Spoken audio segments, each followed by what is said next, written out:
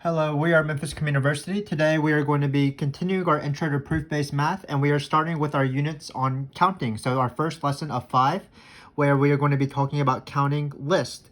And you might be wondering, well, counting seems to be really easy. Why do we need so many lessons on it? But you'll see that counting is actually pretty hard.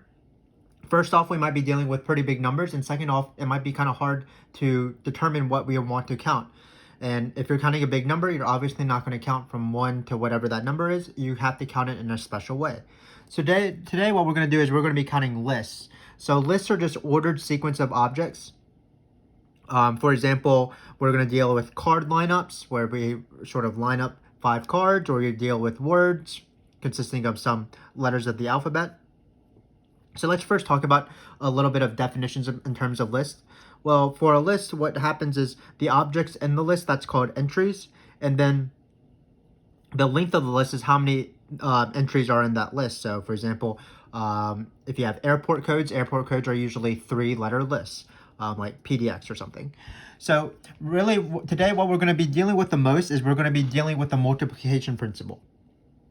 And what the multiplication principle says is that if you have a list of length n, for example, 6 or something, what you do is we're trying to count the number of possible lists of depending on how many possible entry choices there are for each entry. So what it ends up being is that you just take the number of entries, the number of choices for each entry, and then you multiply it. Not A1, but we'll call this A1 and we'll call this A2. But suppose you have A1 choices for the first entry, and you have A2 choices for the second entry, and you have A3 choices for the third entry, and so on. So you would have nth entries for the nth entry, whether that be 6 or whatever. So the way it works is that the total number of lists that can be found is the product of the possible number of choices for each entry. So A1 times A2 times A3 times AN. So we might as well get onto it. Why is that true? If you can think about it, it's true because if you want, we can use this diagram right here. It's a very rough diagram, but imagine that we had this list right here, and there were 2 choices for my first entry, 1 or 2.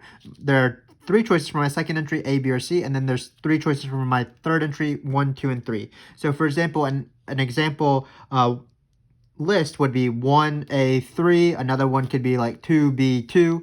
As long as you choose 2 of this, 1 of this, 1 of this, 1 of this for each of the entries, then you're good to go. So why is the multiplication principle true? Well, basically what we did here is we drew this sort of tree. And what we're trying to do is we're trying to write out all of the possible lists. So for example, if you follow a path from the beginning to the end, you will come up with a word. Because we have 2 choices for the first slot, 3 choices for the second entry, and then 3 choices each for the third entry. So for example, 1C1, that corresponds to the list 1, C, 1. And if you notice that if you fix any 2 of the first branches, I guess, like 1A, you'll have 3 choices for the third slot, obviously, because there's 3 choices for the third slot. Same with if you fix 1B, same if you fix 1C. So hopefully it makes sense that if you want to know how many entries start off with 1, you would multiply 3 by the number of choices in the second slot and the third slot. And then the same thing is if you want to find the total number of words. So that's why the multiplication principle holds. Basically, you have A1 choices for this slot, A2 choices for this slot, A3 choices for this slot, and you multiply them together to find the total number of words. And that's what we're going to be using throughout this video. So let's just start going with examples. Examples are a little bit more concrete, and hopefully it will make sense as we go on. But again, we are going to be using the multiplication principle throughout this video. So, first question. A license plate number for a certain state is of the format number, blank, blank, blank, blank, where blank is a letter of the English alphabet and number is a digit from 0 to 9. If the first digit cannot be 0, how many possible license plate numbers are there? So keep in mind that I'm not going to multiply anything out. I just want to practice the multiplication principle. So in this case, what you want to do is, we call it the slot method. Basically, you have slots like here, and you're going to put how many entries are possible for each of the slots. So first off, let's take the letters, because the letters have no restrictions. How many letters are in the English alphabet? Well, that's 26. So how many choices do we have in this slot right here? The first letter, that's going to be 26. How many letters do we have for the second slot? Well, that's going to be 26 as well. 26 for the third and 26 for the fourth. Because there's 26 letters that are possible. So now let's do the digits, because the digits have a slight restriction. The restriction being the first digit cannot be 0. So keep in mind that the second digit has no restriction and the third digit has no restriction. So what we're just thinking about is, what's the possible number of entries in the second slot? Well, it's the number of digits. There are 10 digits from 0 to 9, 0, 1, 2, 3, 4, 5, 6, 7, 8, 9. So that means there's going to be 10 choices for this slot. And how many are possible for this entry? Well, that's also going to be 10. So in this case, we have 0 to 9, 0 to 9. For both of these entries, so that's why there's 10 possibilities. Finally, what's the first? The first digit cannot be 0, so basically it's any digit between 1 and 9. 1, 2, 3, 4, 5, 6, 7, 8, 9. There are 9 of those, so that's why the first slot can only be 1 through 9, so there's 9 choices. And then if you were to multiply all this out, this is not really a minus, this is representing the hyphen of the license plate. So what's the total number of possible license plates? Well, I'm not going to multiply it out exactly, but I'll just write it in its most simplified form. You would have 26 to the 4th. Don't really want to figure out what that is. 10 times 10 is 100. 100 times 9 is 900. So this is the answer, 900 times 26 to the 4th. So again, what we're doing is we're counting list. And what you want to do is you want to sort of write out a blank list. And then you want to think about how many entries are possible for each of them. And then by the multiplication principle, the total number of possible lists would be just adding those guys up. And that's how you do it. But just keep in mind that, again, counting can be pretty tricky. And what we're going to try to do in the later questions, as it gets a little bit harder, we're going to be employing two sort of common math tricks. The first math trick is that we have a bigger problem, but the bigger problem is too hard to tackle by itself. So what we do is we're going to split it up into smaller problems. And hopefully by solving each of those smaller problems, we'll be able to solve the bigger problem. And then another math trick that we're going to eventually employ is sometimes you're dealing with a problem and you don't want to deal with that problem, but you deal with a pretty similar problem, and you use that solution of the similar problem to deal with that bigger problem or that original problem. So let's get on to it. So let's take this guy right here. So let me read it to you because my handwriting might be bad, but it says 5 cards from a 52 card deck are lined up in a row. How many lineups are possible? So keep in mind that in list orders matter. So it's not like, so if you have just the 4 aces and a king and you shuffle them up, that becomes a totally new list because there's a first card, a second card, a third card, a fourth card, and a fifth card. So before we even read the restrictions, we can sort of list out our blank list right here. And what we're going to do is we're going to determine how many possibilities are in each of these choices. But it might be a little bit tricky. First off, you do need to know something about cards. So just keep in mind that there's 4 suits. Oftentimes cards appear in these questions, but there's 4 suits. Each suit runs from ace to king or 2 to king, including and the ace. So there's 13 cards of each suit: diamond, clubs, spades, and hearts. And then for each rank, there are 4 cards because there's 4 suits. So there's going to be 4 kings, there's 4 queens, there's 4 nines, 4 twos, and so on. You probably are familiar with playing cards. So in this case, again, we're trying to use the multiplication principle. And for the multiplication principle, you just need to find the number of choices for each entry. So in this case, what's the number of possible what's the number of possible entries for the first one? Well, we have a restriction of the first card, and restrictions are actually good because they sort of limit the number of things that we're going to be able to count. So the first card has to be a king. How many kings are there in the deck? There's 4 of them. Keeping in mind that there's the king of hearts, the king of diamonds, the king of spades, and the king of clubs. 4 suits. So that's the easy restriction. And now the slightly harder restriction is how many of these lineups were the 4 remaining cards. Exactly one of them is a queen. So why is this restriction a little bit harder than the restriction that they just gave me? It's because we don't know what slot the queen is in. If it said that the second slot has to be a queen, that would be pretty easy. We would just put a 4 in there and then we would go on with our day. but unfortunately we do not know what slot the queen is in. So this is what I was talking about earlier. We're going to take a harder problem and we're going to break it up into different subcases so that we can tackle those subcases individually, and we can probably count those subcases, because it's hard to know how many possible entries are in the second slot, for example, because I don't know if it's a queen or not a queen. If it is a queen, that's great. I would know how many slots there are. There would be 4 possible choices for that. And if it was not a queen, I could count those as well. But in this case, I don't know what this card is. So what I'm going to do is I'm going to change the question a little bit. I'm going to count, instead of the first card being king and exactly one of the cards being a queen, I'm going to count the first card king and the second card queen. And then all 3 of the other cards are not queens. So let's do that. So what would be this slot right here? Well, this slot, there'd be 4 cards in this slot. And then how many cards are there right here? Well, let's say this is the second card is the only queen.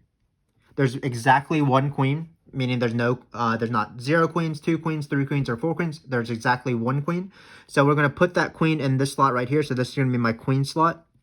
We're going to assume that's in the second card. Again, we're changing the problem a little bit, but we're going to use this solution to find the answer to this problem.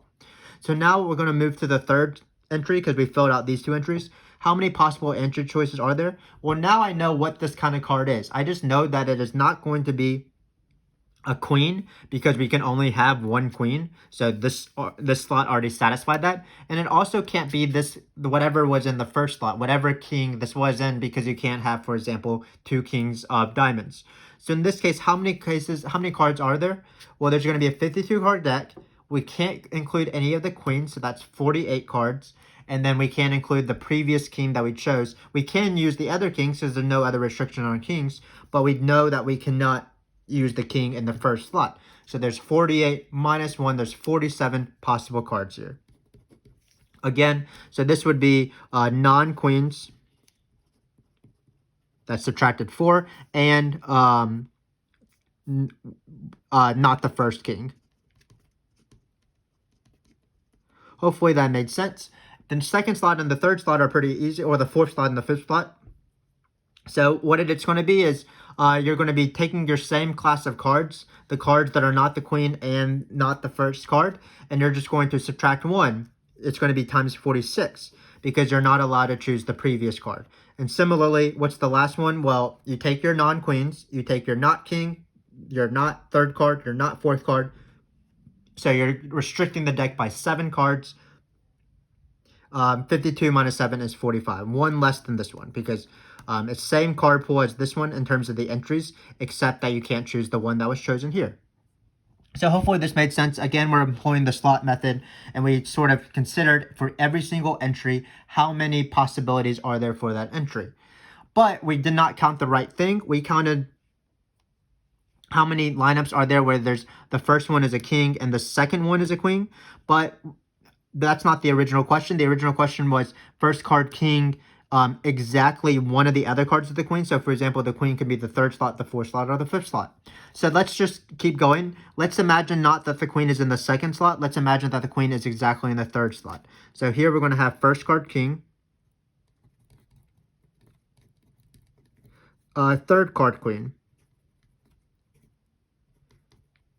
And again, it's going to be different than the king because in the restriction on the king is that the first card has to be the king, but you don't know about the other slots. The other slots could also be kings. But for this one, this third card, it is the only queen because we only want exactly 1 queen. So we're doing our slots. Sorry, it's not right underneath it. My pen is dying, which is unfortunate. Let me see if I can get a new one. So we have this guy right here. So again, how many choices? Let's just do this fast because it will be really similar to this one. So how many choices do you have for the first slot? You have 4.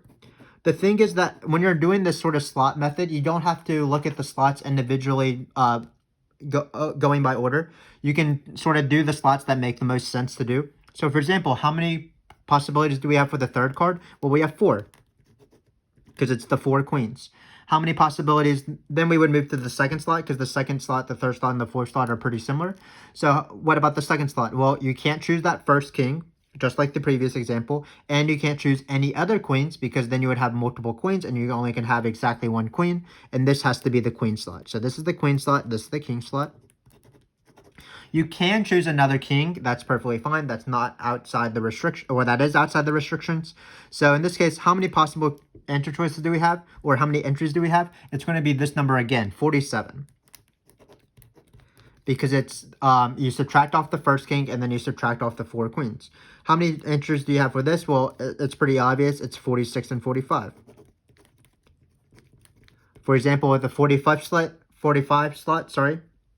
Why are there 45 entries in this last 5th slot? Well, you can't choose the queen. That's 1 card. You can't choose any of the 4 queens because the queen has to be in the slot, and there's only 1 queen in the list. So that's going to be 5 cards. 1 plus 4, 5. And then you can't choose this card, 6, 7, 52 minus 7 is 45. So hopefully you understand why we're doing this. How are we able to find what they actually want me to find? How many lineups are there where the first card is a king and exactly one of the other cards is a queen? Well, we found the number that where the first card was a king and the second card was our only queen. Same thing, we found the number of lineups that had first card king and also our third slot being the only queen. And notice that it's the same number because we're doing multiplication principle. So obviously when you multiply, multiplication is commutative, meaning you can switch it around. A times B is equal to B times C. So hopefully you sort of see our pattern here. If you want, what you should think about is how many possibilities are there where the first card is a king and our only queen is the 4th slot. Well, what you would have is you would have 4 times 4 in a similar fashion, and then you would have 47, 46, 45. Same thing if the queen was in the 5th slot. You would have 4 and 4, and then you would have 47, 46, 45. So what you can tell is that the thing we want to count is just going to be this thing right here to the 4th. Whatever this number is to the 4th, 1 times 4, what that represents is the slot that the queen will eventually take up. So what's the final answer? It's going to be 4 times 4 times 47.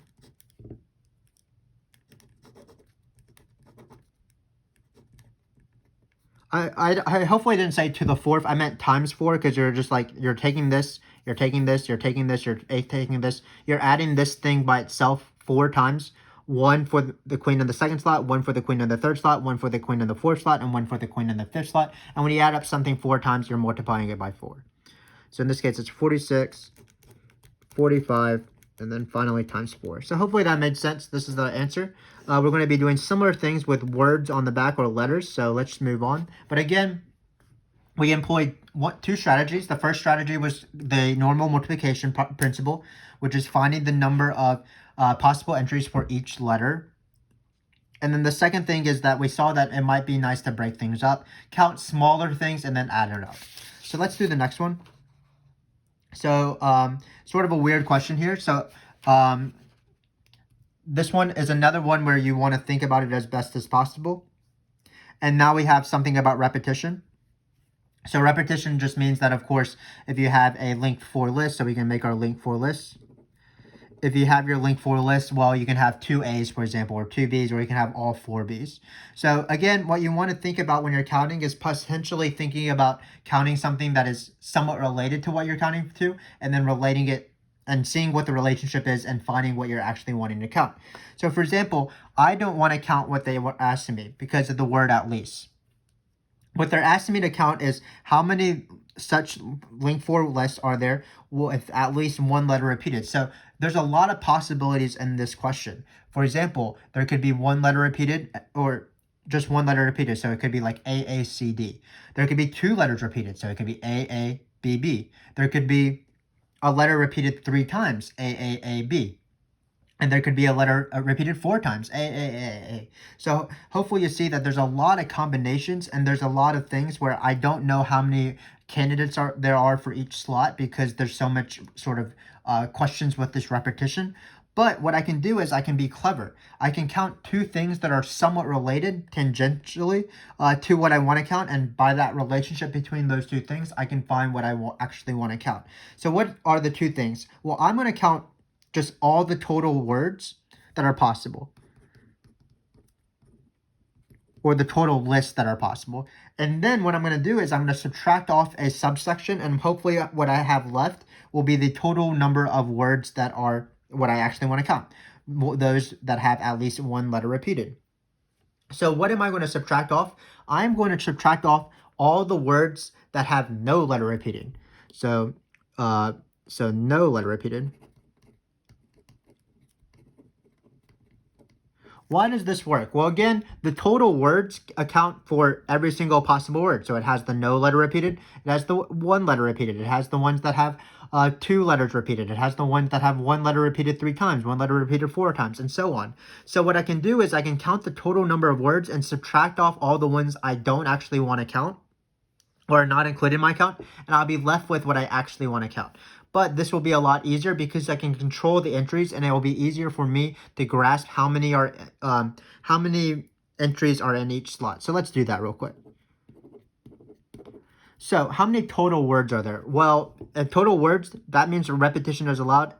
Basically, every single entry could be one of these 4 letters. So it's going to be 4 times 4 times 4 times 4, which of course is 4 to the 4th. How many no letters are repeated? Well, that's a little bit different. The first slot can be anything because you can choose anything to start off your word. But then the second slot or the second entry has to be one less because you can't choose the letter or the letter that you chose in the first entry. So for example, if you chose B for the first entry, that means there's only 3 possibilities for the second letter, C, A, and D. Same thing with this slot. How many choices are there for this guy right here? There's going to be 2. And then finally, you're only left with 1 possibility. For example, if you chose C, A, B for your first 3 letters, you have to choose D for your last letter. So hopefully you understand how to finish the question. Again, what we're going to do is we're just going to take this number and subtract off this number, and that will be the answer. So it's going to be 4 to the 4th minus 4 times 3 times 2. This is 4 factorial. If you want to preview our next video is on factorial. But 4 times 3 times 2 is 24. And again, I'm not going to simplify it, but this is the answer. So hopefully you understood how that worked. Again, you have to think about not counting the thing you want because the thing you want is pretty complicated, but counting something really similar. So let's do this one right here, and let's see how it changes when we make the list a little bit longer. So let's just think about a length 5 list. So we're just doing how many such letter lists have at least one letter repeated. Well, is this even possible, or is this always possible? So let's just think about it. So in the worst case scenario, you're trying to see if there's actually a word that has no letters repeated. And why is that not possible? Well, think about, you're just trying to prevent repeats. So let's say we take A as our first choice. Then if we don't want to repeat, then this one would be either B, C, or D. This one would be C or D, and then this one would be D. But notice we have a 5th slot. So that 5th slot has to be one of the former words. So there has to be at least 1 repeat in the 5th slot if you didn't repeat at all in the first 4 slots. So actually, what are we trying to count here? How many words or how many link 5 lists have at least 1 letter repeated? That's actually the total number of link 5 lists made up of these 4 letters. So it's just going to be 4 to the 5th. This is the pigeonhole principle. Basically, if sort of in reverse, I guess. But if you have 4 possibilities for the first one, 4 possibilities for the second one, 4 possibilities for the third one, and 4 possibilities for the 4th one, no matter what you choose for the 5th one, it has to either repeat if you didn't repeat previous on, because there's only 4 letters and there's 5 slots. So hopefully that made sense. Again, this is why counting can be a little tricky. You have to think about sort of the possibilities and sort of the cases that arise as you're counting. So we have a few more to do. So let's do these 2 questions. So we have these letters. It looks like we have 1, 2, 3, 4, 5, 6, 7, 8, 9. The first 9 letters in the alphabet. And what we're going to try to do is we are going to try to count the number link 5 lists. Keep in mind that repetition is not allowed here. And the list contains exactly 1 A and starts and ends with a consonant. So in here we're going to have 5 links. So this is actually going to be very similar to, not that page, sorry. That's a different thing, but it's going to be very similar to this thing right here, so we can do it kind of quick. But basically, we have we fix a certain thing, and then we're going to take our A and just consider it in these 3 slots, because this is the 3 entries it can be, because A is not a consonant. And then we are going to do our little thing where we break up the question. What we're going to do actually is we're going to find how many list have the A in the second slot, and that's going to be the same as the A in the third slot and the A in the fourth slot. So we're going to take this number and multiply by 3. But let's see that in action. So first off, let's just do the restrictions. That is a little bit easier because it tells me exactly what entry I'm talking about, and that's the start and the end with the consonant. So first off, how many consonants do we have? We have B, C, D, F, G, H. So we have 6 consonants. So the first slot can have 6 possible entries because there's 6 consonants. That's the word consonants, hopefully you can tell. But you have B, C, D, F, G, H. And then how many slot choices do you have for the last slot? Well, it has to be a consonant, so it's one of these 6. But repetition is not allowed, so that means that there's only going to be 5 choices. Whatever the 6 consonants minus the 1 that you chose for the first slot. So this is 5 consonants, not the first one. Great. And now remember, we're pretending that we know A is in the second slot. Keep in mind that, again, A is not a consonant, it is a vowel, and also that there's exactly one A. So A, we can just say, let's suppose that it's in the second slot. That's not exactly what I want to count, but I'll be able to build what I want to count from that. So if A is in the second slot, that means that there's only one choice for this. It's not like the queen example where there's 4 different types of queens. In this case, there's only one A, so we know that there's only one A. How many choices do you have for these remaining, though? Well, because there's not repetition, you can't include the one that you chose for this, you can't include the one you chose for this, and you can't include the one you chose for this. You can't include the A, and you can't include these consonants that book in the list. So that means that there will be 6 remaining letters to choose from because we started off with 9, and we can't use these 3. So it's going to be 6. So 6 remaining. And I'm sort of leaving... I'm sort of out of room in terms of drawing rows, but notice that there's going to be 5 remaining for this. Because you're not choosing this one, this one, this one, and this one, and this is the last letter we're considering. And you're not including 4 of them. So hopefully you understand what this is trying to count. This is counting, again, not exactly what we want, but it's repetition not allowed. Also, starts and ends with a consonant, that's great. But the A is definitely in the second slot. So what would it be if the A was in the third slot? Well, you would still have 6 and 5 because that's not affected. You would have 1 choice for the A in the third slot, and then you would have 6 for the second slot. Again, that would be the not including the A in the bookend consonants, the start and the last one consonant. And then finally, you would have 5 again for this slot because you don't want to choose any of the 4 previous things, and you were choosing the 4th entry at the very end. Same thing if A was in the 4th slot. If A was in the 4th slot, you would still have 6 choices for the first one, 5 choices for the 5th one, 1 choice for the 4th one, that has to be A. Then for the second one, you can't choose the bookend constants or A, so that means there would be 6 possibilities. And then finally, for this third entry, there would only be 5 possibilities because you're not including this one, this one, this one, and this one. So again, how do you go from this? It's still multiplication, just like the previous one, where you're multiplying by the number of possibilities where A can appear. 1, 2, 3. Either the second entry, third entry, or 4th entry. So the final answer is going to be 6 times 6 times 5 times 5. If you want to think about this, we can actually maybe do this in our head. 6 times 5 is 30. So it's going to be 30 times 30 times 3. So it's going to be 3 times 3 times 3. That's 27 with 2 zeros. So it's going to be 2,700. Sorry, my pen is not cooperating, but maybe we can write 2,700 right here. Yeah, I don't know why it was so unclear, but it's 2,700. So again, why is this so hard to count? Because we're counting really big things. We're counting things in the thousands, millions, billions, and so on. But hopefully you understand that we're employing some great strategies, which are sometimes you don't want to count stuff, so you count something that's really similar. So now we have one last to do, and then hopefully we'll be able to go with it. So we're counting link 5 list again. It's going to be A, B, C, and D, E only. Repetition is allowed, so keep in mind of that. And then the list have to begin with A, and it has to have at least 2 B's. So in this case, we're going to start our little slots. Hopefully I can get a pen that works for the remaining of this question. So we have this. And then A has to be in the slot. So how many choices do we have for the first slot? We only have 1. And then now we have at least 2 B's. So again, this is a little bit tricky of a question, so let's think about it. Let's try to think about, should we count the thing they want me to find, or should we count something that is related to it? Well, what are the possibilities of at least 2 B's? That means that there's either 2 B's, 3 B's, or 4 B's. And that seems pretty tricky because, like, for example, it's hard to know, even count where 3 B's are, because the 3 B's could be right here. The 3 B's could be right here. The 3 B's could be right here. These 3 slots. The 2 B's could be 1, 2, 1, 2, 1, 2. So there's a lot of possibilities. So that seems like it'll be very difficult to count. But what I can count, hopefully, is how many words are there that have 1 B and how many words are there that have 0 B's. And what I'll do is I'll try to subtract off all the possible other choices, so we'll be left with what we want. So let's do that.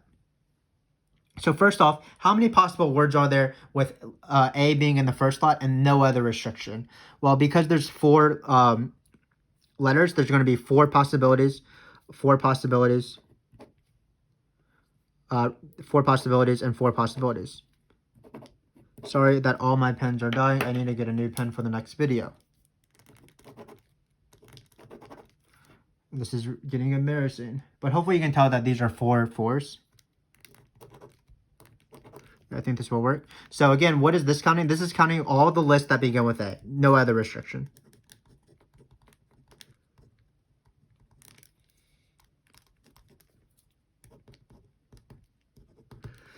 Cool.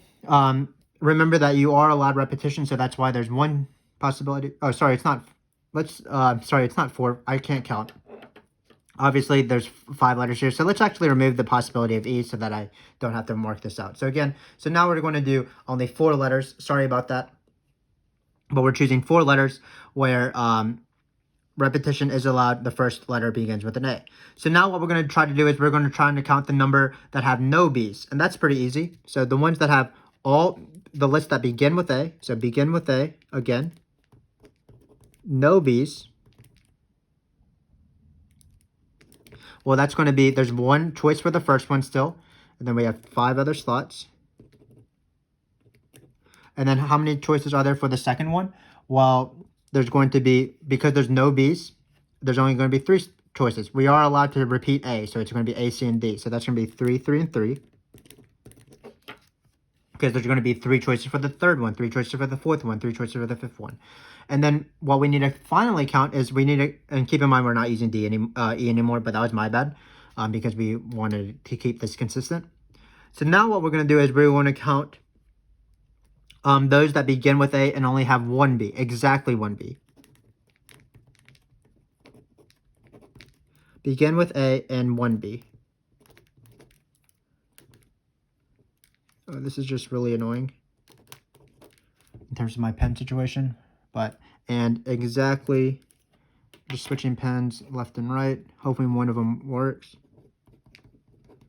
Exactly 1B. This one seems to be working the best. So again, what's difficult about this? Well, definitely not the first slot, because the first slot we know to be 1, because it has to begin with an A. But of course, the difficulty is we don't know where the B slot is. But we can employ the same strategy that we've been using before. We can assume that the B is in the second slot, and then count the number of possibilities for the other 3 letters. And then when the B moves slots, that's going to be the same number, but we're just going to multiply by the number of this guy right here. So in this case, how many possibilities are there for the second slot? Well, there's 3 other letters. You cannot choose B again. It has to have exactly 1 B. So it's going to be 3, 3, and 3. But keep in mind that B can appear in any one of these 4 slots. So what's the total number of words that begin with A and have exactly 1 B? Well, it's going to be 4 times this number right here, because the same number is true for B being in the third slot. It would be 1, 3, 1, 3, 3. And if B was in the fourth slot, it'd be 1, 3, 3, 1, 3. And if B was in the fifth slot, it would be 1, 3, 3, 3, 1. Because again, that B has to be by itself. It has to be alone. You can repeat the A, but you cannot repeat the B. So in this case, how many words are there that we want? It's going to be 3 cubed, because that's how many are there with 1 A at the beginning and then 1 B in the second slot. And then you're going to multiply it by 4, because there's 4 entries. So finally, how are we going to find the answer? It's going to be this number right here, which is 4 to the 4th. So again, we're not counting the thing they want us to count. We're counting something that's tangentially related. We're going to count the total number of words and subtract off the bad cases, the bad words that don't, or the bad, not the bad words, but the bad lists that sort of break what we want to find. And we're going to be left with the number of lists that we want. So again, we're employing nice math tricks. So what's going to be the final answer? It's going to be 4 to the 4th. Because that was the total number of lists that begin with A. Sorry, you can't read my handwriting here. Then we're going to subtract off 3 to the 4th. So this is 4 to the 4th. And then we're going to subtract off another 3/3 to the 4th, 3 cubed to the 4th, because that was the number of words that began with an A and had exactly one B in one of the other slots. 3 cubed, where this 4 came from, that there were 4 possibilities for the slots. So it's going to be 3 cubed times 4. And that is our final answer. I'm not going to write it out. But hopefully you understood, first off, got an appreciation about how hard counting can be. It certainly can be hard. But remember that for these list questions, what we did is we focused on the multiplication principle. And even employing the multiplication principle was a little bit tricky. Sometimes what we had to think about is, because the multiplication principle relies on the number of possibilities for each entry, we need to really focus on what each of these entries could be. And sometimes we found that we could break the problem up, sort of force a certain letter to be this entry so we could count the number of entries of the other remaining letters. Or what we did is we sort of saw that we could count something that is related to what we wanted to count and subtract off from the total number. So these are, again, strategies that you want to be using when you're counting.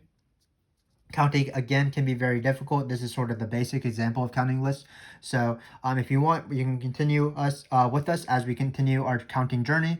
We're going to do factorials in our next video. Then we're going to be counting subsets. We might deal with binomial theorem at some point. And then finally, we are going to be including talking about inclusion and exclusion. So we still have much to do. But thank you for joining me. This has been quite a long video, obviously. But we've learned about counting lists. And we practice some counting strategies as well. So I feel like this has been a productive video. Thanks again for joining me, and hopefully I will see you next time.